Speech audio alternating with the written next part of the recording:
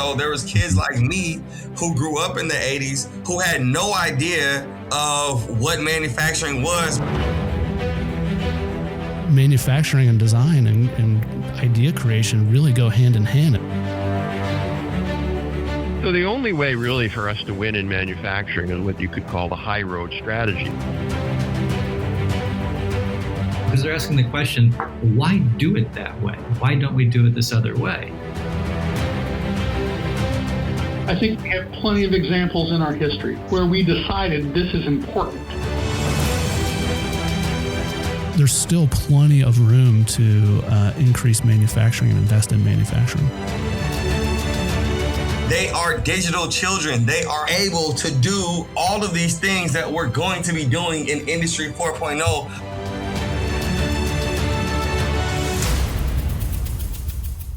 Welcome to Made in the USA, the podcast from Modern Machine Shop magazine exploring some of the biggest ideas shaping American manufacturing. I'm Peter Zielinski. I'm Brent Donaldson, and you have made it to the feel-good hit of the summer, Season 1's final installment for Made in the USA, a series that tackles big-picture topics in manufacturing. And in light of today's theme, I think it's worth quickly mentioning how this series took shape well before anyone had ever heard of COVID-19. After working through the concept for this show back in January of 2020, we began reaching out to a lot of people who worked both inside and outside of manufacturing. We talked to machine shop owners and manufacturing business and trade executives, but also economists who specialize in topics like automation, global supply chains, and skilled labor issues. So during this period, a lot was changing in the world that Modern Machine Shop covers. A decade after the 2008 recession, U.S. manufacturing employment and productivity numbers were steadily rebounding. Machine tool consumption, which is a strong indicator of overall U.S. manufacturing health, was on the rise again. Trade shows like the International Manufacturing Technology Show, or IMTS, were booming, and the year 2020 began full of optimism for the future of U.S. manufacturing and the independently owned machine shops that form the heart of this industry.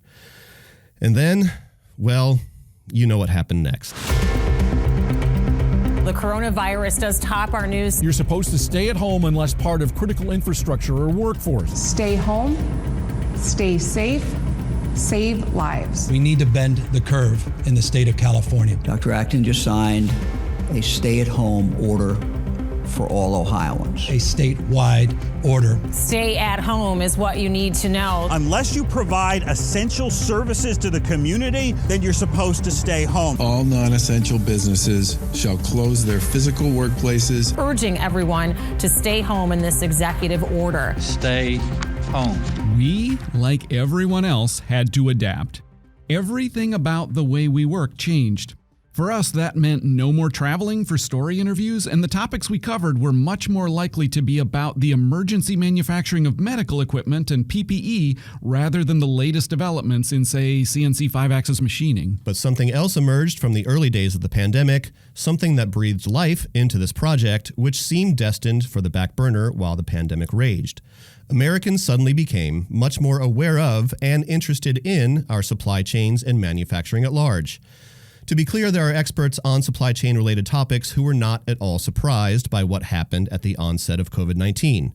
But before the pandemic, it was inconceivable to many of us that the world's wealthiest nation could run short on critical medical equipment, not to mention household staples like tissue paper, cleaning supplies, and other items. And what we realized was that we were already talking to experts about these topics. Which is our maybe not so humble brag that brings us to this episode, the final episode for Season 1, that we're calling The Way Forward. So far, we've been looking at system-wide effects of things like broken supply chains, automation, skilled workforce issues, and our perception of manufacturing jobs, examining each topic through a prism of individual experiences. So let's start with a big system-wide question and bring it back to personal perspectives now. Is there today a new dawn, a new moment for American manufacturing? The supply chain reckoning and the rethinking of supply chains that came as a result did not represent a rock-bottom moment. It was the culmination of a turnaround already underway, a change of viewpoints about manufacturing that started well before the pandemic. It was not so much a radical departure from the status quo, but an acceleration of changes that were already in motion. As we said, a different way of thinking about U.S. manufacturing had already begun.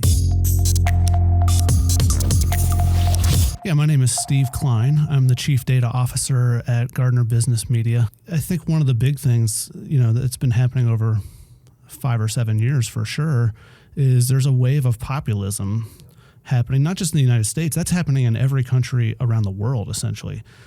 This wave of populism, of people wanting to do more in their own country, manufacture more in their own country, or at least their region, right? So manufacturing more in North America, for example, for the United States. And so there was a trend of that happening, I believe, for the last 5 or 7 years or so. And, a lot of this is the pendulum swinging back and forth, right? If we go too far one way of we're going to offshore our manufacturing and we're going to do things overseas and we're going to import everything, but then now the pendulum starts swinging back and people are like, that's not such a good idea.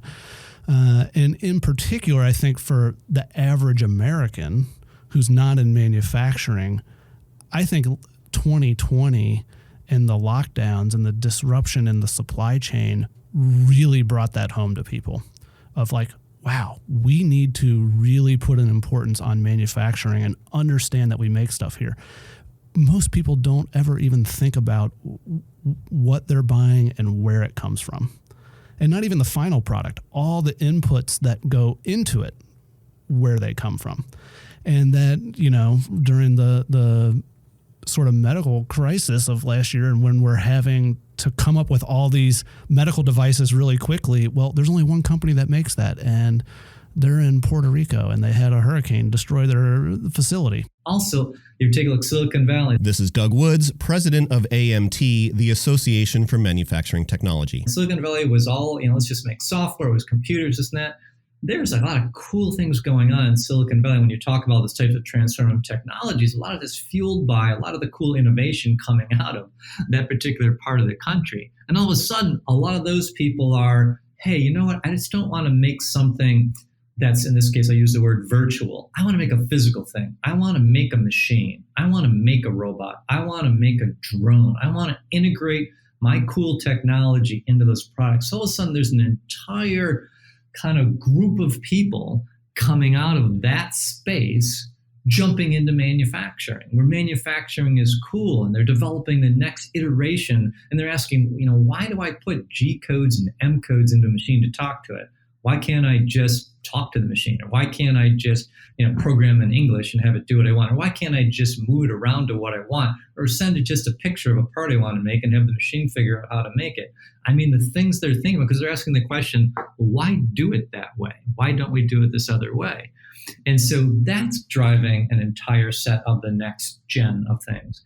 And then along with that, there's a venture capital market that all of a sudden is following those folks going, hey, maybe there's a lot of investments we should be making. There's cool things these people are developing. And all of a sudden there's a VC spectrum jumping into, I want to invest in these. So I'm not looking for the 90-to-1 multiple of that, next potential Twitter or Facebook. What about a lot of the people in the space of doing cool things in manufacturing that could be the next new great, billion-dollar robotics company, next billion-dollar additive company, next billion-dollar, drone facility, et cetera, et cetera. And so all those things are kind of a huge level of momentum that are driving where manufacturing technology goes in the next 20, 30 years. Autonomous vehicles, this whole change to, EV, electronic vehicles and autonomous vehicles is integrating so many aspects of manufacturing technology into our transportation and mobility systems. That's bringing, so all these different aspects, all these different needs, all kind of combining at the same time to make manufacturing cool. And the coolness is it becomes commonplace every day to talk about, commonplace for young kids and parents to talk about, for university and community colleges to teach, for people to invest in, and therefore it drives the industry. That's why it's exciting now. So manufacturing was never on my radar. This is Andrew Crow, instructor of advanced manufacturing technology in Rankin Technical College's Precision Machining Department. We'll learn more about Andrew in a bit, but his path into manufacturing and CNC machining reflects the challenges that machine shops face with recruiting young, talented people.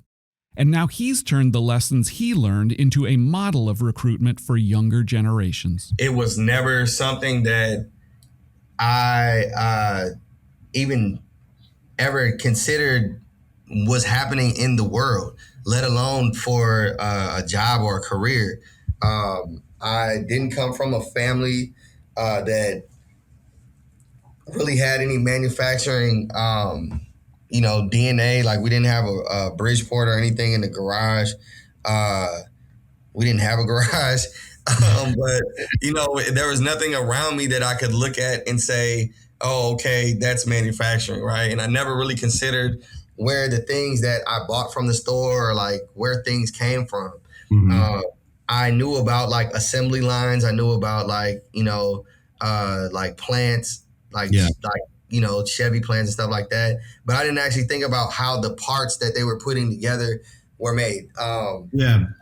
You know what? Let's pivot to that for a minute. Use your experience and the path that you took to talk about deficiencies in the way that we kind of steer young people toward this career or that career, or toward this type of education versus that type of education. What are the issues that you're seeing, that you saw back then, that you're seeing now? And how are things changing that maybe give you some hope as far as all this goes? Great question, man. So when I got in to the industry, there was an overarching, it seems, view of experience or no experience over schooling. And at that time, it was because a person with no experience was able and open to learning the systems and the procedures of that particular manufacturing place, plant, factory, whatever, right? Yep. And with schooling, I think for a long time, the schools weren't teaching things that were aligned with the industry at the time. So students would graduate from these programs and then they wouldn't be prepared to actually work in the industry the way that they needed to be impactful for these companies, because they'd be stuck on the old systems or the what the school taught them and not what the industry needed them to know to be effective at the time. And I think because of that miscommunication, there was a long time where industry didn't want to hire or didn't have faith in what the schools in these technical programs were turning out, specifically in manufacturing. Manufacturing's got a problem of adapting.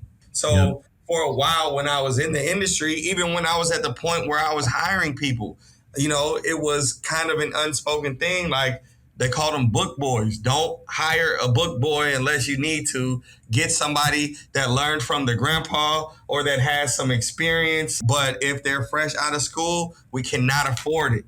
So, at least in my region, in the Midwest and in the South, that's kind of how it was. So I think that because of that, enrollment in the tech schools and these programs slowed down. Faith and trust in the tech schools and these programs just kind of, went to the wayside. And also compounding with that, a lot of the work left America.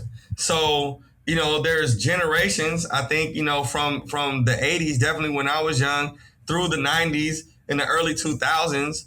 And it just got more and more and more where things were outsourced. So there was kids like me who grew up in the 80s who had no idea of what manufacturing was, because I didn't see people manufacturing. I didn't see a bunch of machinists going to work every day, right? So it wasn't something that was visible for me. It wasn't something that was actually, who cares where things, I didn't know. I just, car parts just pop up where they pop up from. You know what I'm saying? So what I see changing these days are the tech schools that are still pushing advanced manufacturing and do still have good programs are because they're invested in the communities and they're actually, getting out there and showing what the industry has to offer. They're also making it more accessible and more affordable to come to these schools, right? Harry Mosier resonates with this. He's the founder and president of the Reshoring Initiative, consulting with American companies looking to perform more of their manufacturing in the U.S. In line with that, he thinks about what a long-term shift to greater domestic manufacturing might require. I agree 100% that recruitment is the biggest problem with the skilled workforce. Most people understand plumbing and electricians because they see them happening in their home, whereas they don't see manufacturing happen in their home. So therefore you have to imagine what is manufacturing. So manufacturing is very broad. Again, nobody sees it. And the funny thing is that manufacturing should be the most tangible thing, because when you do electrician or plumber, nothing really much has changed. You haven't created anything in a sense. When you do manufacturing, you come out with a shiny, accurate, detailed piece of metal of some kind that gets used for something, goes in a satellite, goes in a car, does something. And so it should be the most tangible, the most obvious, the most rewarding. But since the kids never see it, they can't appreciate the benefit of manufacturing. So here we are. The wrong-headed thinking that the United States can be the creative innovators who conceptualize and design things, but offload production to low-cost countries, that thinking may finally be disappearing. As Andrew points out, we need to tackle manufacturing's awareness issue in order to provide a skilled workforce now and in the future, because all signs seem to indicate that the prospect for American manufacturing, at least in the near term, is positive. One way to tell, Wall Street is paying attention. Earlier you asked about sort of the design and the creative aspect that we kind of pride ourselves on in America, and we don't need a manufacturer. I think we're realizing the effect of separating that manufacturing and design and idea creation really go hand in hand. And you lose something when you move those far apart from each other. And not only that, we're realizing that shipping all these goods is expensive. And a big part of the supply chain disruption right now is because the ports are backed up. And then we have the Ever Given and the Suez Canal blocking boat traffic through the Suez Canal for several days. And so just the length of time that it takes to ship goods around the world dramatically impacts the supply chain. So I think everybody is beginning to rethink that. In particular, over the last year or two, I started to read a lot of articles from people on Wall Street and the finance industry talking about these very issues of supply chain and the need to invest in manufacturing. And once they start talking about that, in all of their investor calls, quarterly calls, all that kind of stuff, they're going to be putting pressure on companies to reinvest in production at home. And so it's just bound to happen. Of course, it'd already been happening for a decade or so. When we look at machine tool consumption over the last 10 years, the U.S. has been increasing its share of global machine tool consumption since 2010, gone from fourth or fifth back up to second in the world and narrowed the gap with China.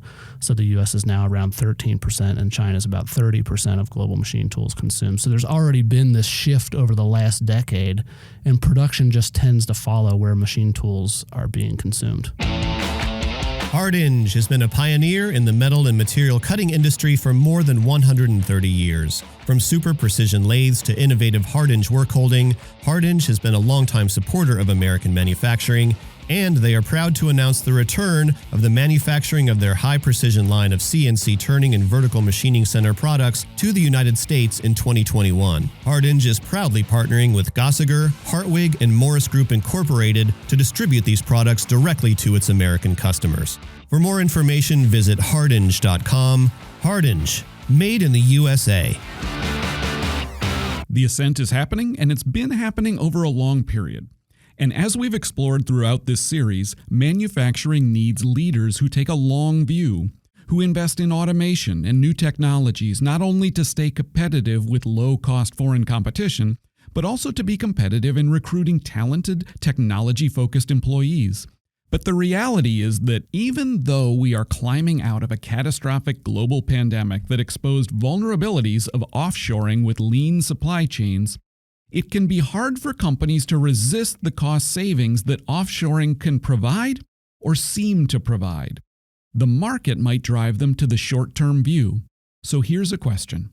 Can the United States government help? Yeah, that's obviously a big, complex question. This is Robert Atkinson, president of the Information Technology and Innovation Foundation. Let me give you a few what I think simple answers. One, first of all, we understand fully loaded German labor costs, if you include healthcare and retirement and wages and all that stuff, are about 40% more than U.S. labor costs. So when U.S. manufacturers say, "Oh, our labor costs are too high" or whatever, not compared to Germany, they're not.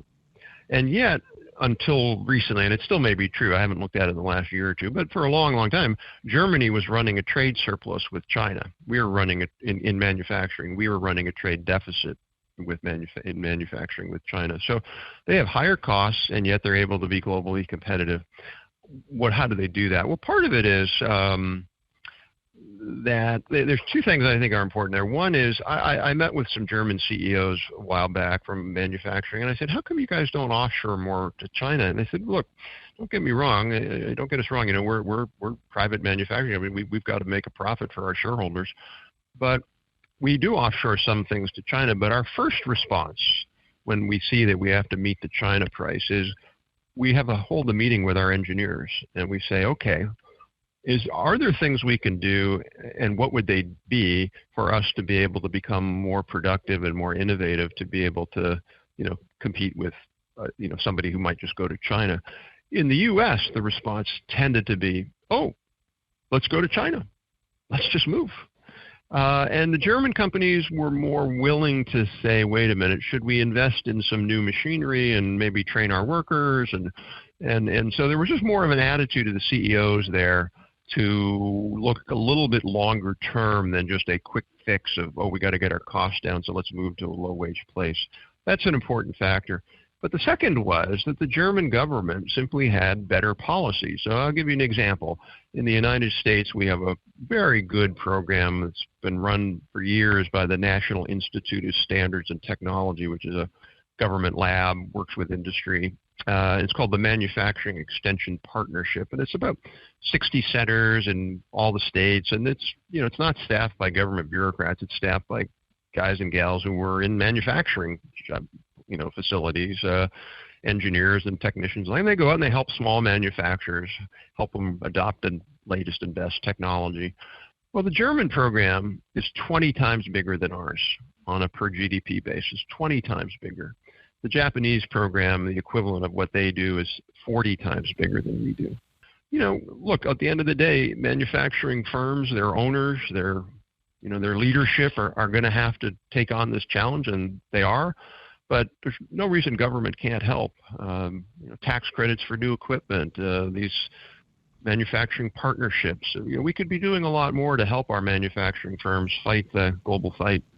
At the end of the day, we can't and should not want to compete in manufacturing on low wages and low skills. So the only way really for us to win in manufacturing is what you could call the high road strategy. So that's employers, really spending the right amount of money on new and updated machinery and equipment. So earlier, economist Steve Klein talked about U.S. machine tool consumption as a general measure of the health of U.S. manufacturing. If we are going to collectively decide to take a high road strategy in this country when it comes to investment in manufacturing technology, how much room do we have to grow? How big is the gap between the machine tool activity we sent to China versus what is possible to bring back to the United States? Yeah, so generally when you look at where production is happening in manufacturing, you've generally seen an investment in machine tools prior to that shift in production around the world, right? Machine tools are needed to make all parts out of metal for cars, airplanes, refrigerators, TVs, all the stuff that we're used to using. They're also needed for plastics processing industry because almost all of that needs a mold, and you need machine tools to make molds. So machine tools really, without that investment in it, it's hard for any economy, any country to grow their production in manufacturing. So you see this investment in machine tools happening before production shifts start to happen. And over the last 20 years, we've seen significant changes in machine tool consumption globally. From 2000 to 2010, we saw the U.S. slowing and falling in its share of global machine tool consumption. From roughly 17% to about 6%, we saw China on an incredible increase from 5% to 40% over that same time period. Since then, we've seen those trends reverse. So from 2010 to 2020, China went from 40% of global machine tool consumption down to 30. The US went from 6 up to about 13. So, these are decades-long trends that we're looking at. And I think given everything that we've talked about and the supply chain issues and populism and all that, I think there's still more room to go for the U.S. to continue to increase its machine tool consumption and continue to increase its production overall and bring more manufacturing back home. Because even though we've increased to 13% and nearly doubled our share of global machine tool consumption since 2010, we're still below what we were in 1998 when we were around 17%. And if you go farther back than that, the U.S. had a higher share of global machine tool consumption, since a lot of the countries that are manufacturing now weren't really manufacturing at all 30 or 40 years ago. So there's still plenty of room to increase manufacturing and invest in manufacturing. So let's bring this full circle. Investing in U.S. manufacturing and increasing output through technology is going to require people. Young people will need to be made aware of what manufacturing is and isn't, and find a way into the pipeline of high-tech jobs that will keep the U.S. production engine running. We heard a little bit about this challenge from Andrew Crow, whose path into this field was not only difficult to find, but fraught with challenges once he started down that path. One issue his story highlights is the question of how we include all the talent available to us in meeting manufacturing's future need. After graduating from college with a political science degree right at the beginning of the Great Recession, jobs in his chosen field were basically non-existent. So, with 2 young kids and nowhere else to turn, Andrew took a third-shift job cutting material at a machine shop where his friend's mom worked. I took the job. The job was overnight, and I was in charge of cutting all the material for the hot jobs in the morning and dropping them off at the workstations, the cells with 3 legs apiece. Okay. Third shift, you're by yourself, so there was nobody there. And so I just got to it's like I got. You ever seen that movie where the guy gets locked in the museum and then like everything comes alive? Yeah. It was like that, man. I had never been exposed to anything like that. And I was by myself. So, as I'm dropping off material and I got my headphones in and, I'm walking around to these different machines, and I just I'm like a kid in a candy shop. Like, I know when I'm too scared to touch them, but it's like, man, I want to know what this does. Like, what are these things that they're making here? And I'm looking at these raw bar stock that I'm cutting and then dropping them off. And then I'm just like curious, like, man, what do they do with this? And, how is this a business? So, about a month in, my curiosity got to me, and I just hung around after I clocked out in the first shift. And, I started watching the people that were coming in to the parking lot. They had new cars, and the first time I ever saw a Ducati was from a guy that was a machinist there.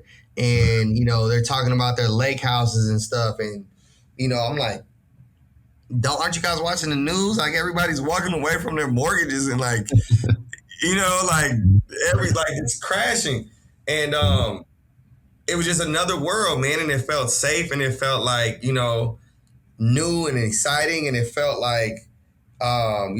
it was going to be here, and it had been here for a long time. Right. So, I just, a fire lit under me, and I would start making that a habit, staying over in the first shift. And nobody liked me, and nobody wanted to have me around for real.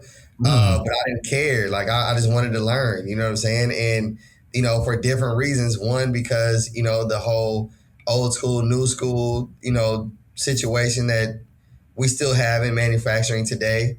It's hard to get accepted by the old school, but they got all the great knowledge and stuff. And, the new school, we've got some awesome ways to innovate, and we've got great ideas, but, it's hard for us to get heard. So,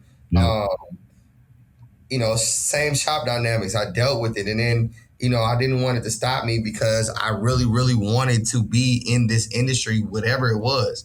So I started buying coffee and donuts.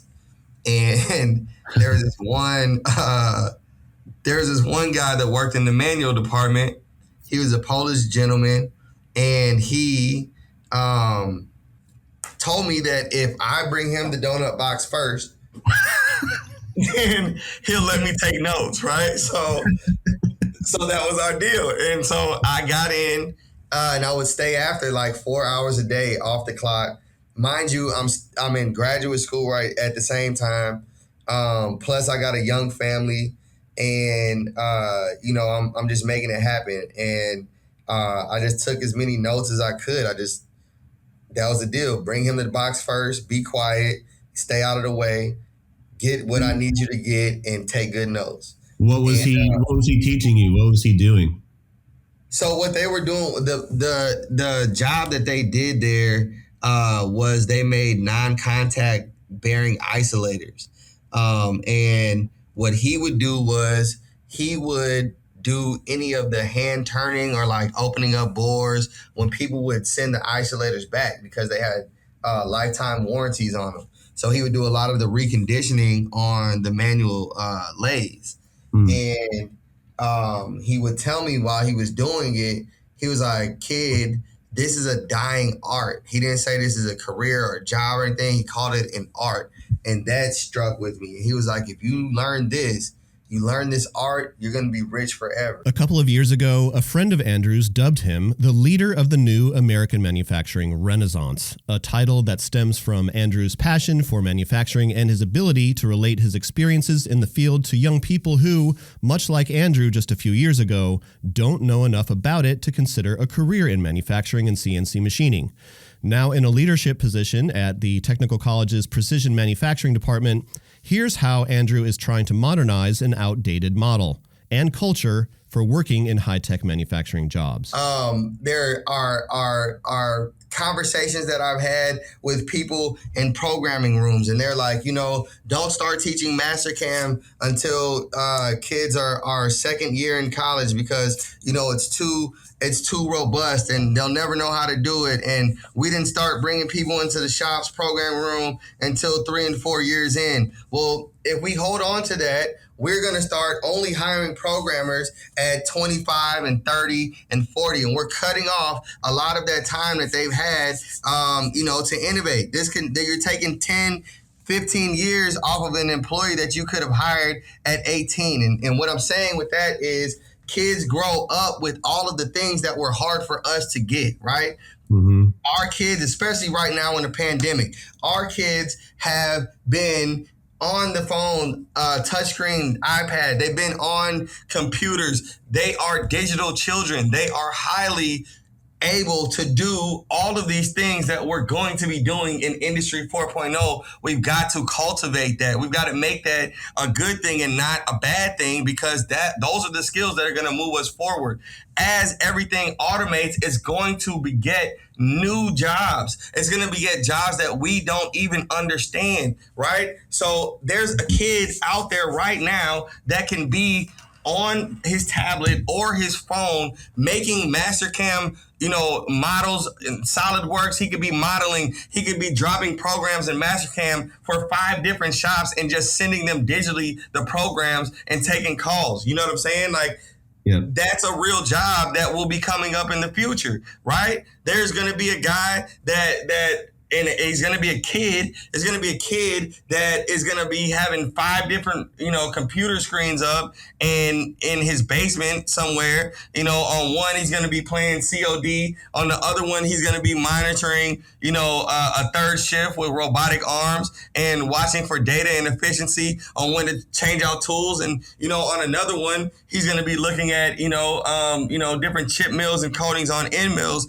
to see what's going to run even better, right? And these kids are already built for this. These kids are already looking at multiple screens, doing multiple things at the same time. But we're telling them that those things aren't coveted because the old guard who, is doing the hiring and doing the things to get the people quote unquote interested, they don't know anything about that. And they don't know, they can't foresee what it's going to look like, and that these skills that they're doing are very coveted and needed, right?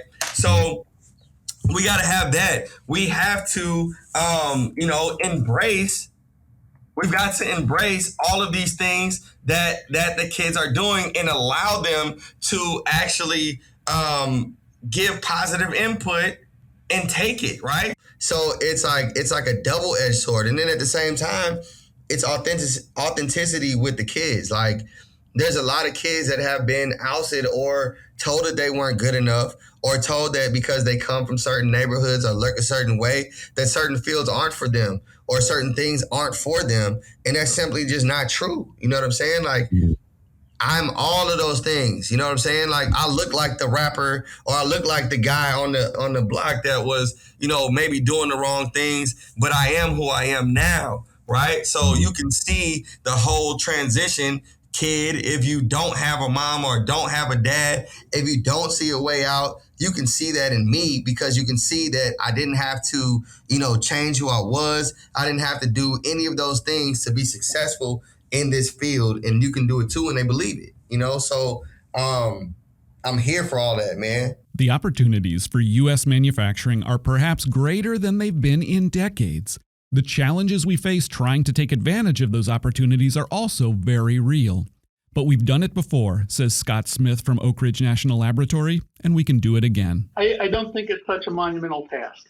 I think we have plenty of examples in our history where we decided this is important and it's something that we're going to work on. And the change happens surprisingly fast. I talked about numerical control earlier, and certainly that happened fast. And it required people to rethink machine tools altogether, and it required them to learn new skills that they never had to learn before. If they wanted to still have a job, they had a completely different job than what they had before. But the change happened really fast. And now you'd be hard-pressed to go into a factory in the U.S.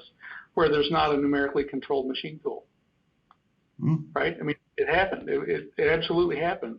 So I don't think we're talking about changes that are that dramatic, but we have to decide that manufacturing is important to us. We have to decide that manufacturing is important to us. That's the statement we want to go out on. We're going to leave you here for now. We want to thank everyone who spoke to us for this series, and we want to thank our sponsor, Hardinge. We also want to thank the Hiders for letting us use this great outro song, which I think we realized that we've never actually played in full. So, thanks again for listening, and here you go.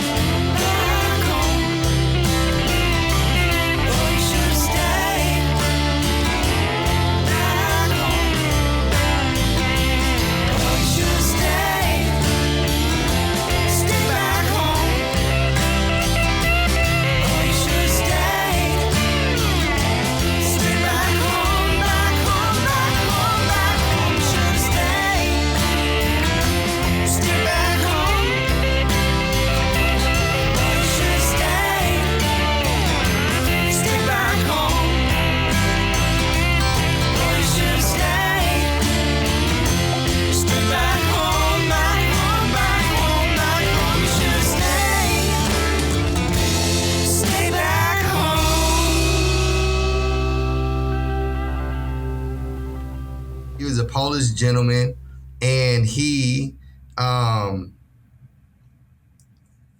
told me that if I bring him the donut box first, then he'll let me take notes, right?